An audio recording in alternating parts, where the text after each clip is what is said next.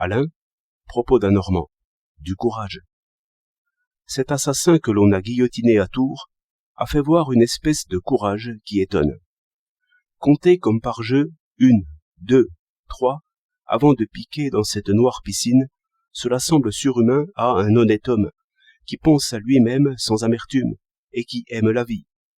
Mais un homme qui pense à se tuer, par besoin d'argent, par chagrin d'amour, ou tout simplement par ennui, ne songera point du tout à admirer. Et il peut bien arriver qu'un homme que l'on tient en prison, je ne parle même pas des remords, se jette dans le néant comme on prend un bain, après une journée chaude. Les hommes disent qu'ils craignent la mort, mais je ne les crois point. Il est vrai qu'ils craignent souvent la mort par maladie, mais il faut dire que la maladie est une espèce d'humiliation. Nous perdons alors ce libre usage de nos membres, si vivement senti dans chacun de nos mouvements. Il y a un sentiment de déchéance physique, pire sans doute que la douleur.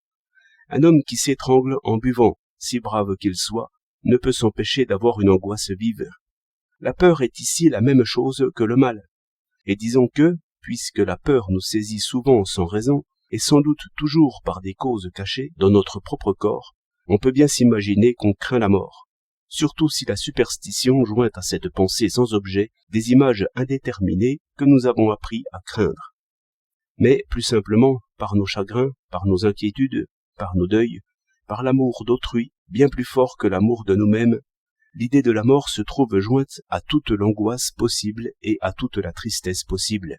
Et il peut arriver qu'un homme excellent soit d'avance en sympathie avec ceux qui le pleureront. Un homme que personne n'aime et que personne ne pleurera doit mourir facilement. Celui qui se console de la peine qu'il peut faire à d'autres est déjà consolé de bien des choses. Toujours est-il que, dans l'action entraînante et dans la passion vive, nul ne songe à sa propre sûreté. 1, 2, 3, et l'on saute. Voilà pourquoi la guerre est possible, et même facile. Voilà pourquoi l'on s'aligne, épée contre épée, pour une bagatelle souvent. Mais la colère n'est-elle pas une maladie que l'on se donne ? Chacun offre sa vie, par morceaux ou d'un seul coup. Cela est ordinaire. Et dans la peur même, nul n'est prudent. La panique vous jette à la mort tout aussi bien que l'héroïsme.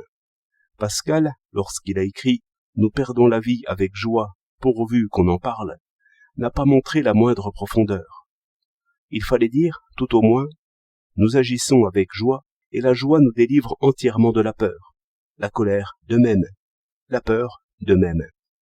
Et je vois clairement que la guerre, comme la colère, n'est qu'un comble de méchanceté qui nous délivre de méchanceté. Le difficile, mes amis, c'est d'aimer la paix et c'est d'aimer la vie. 20 juillet 1914.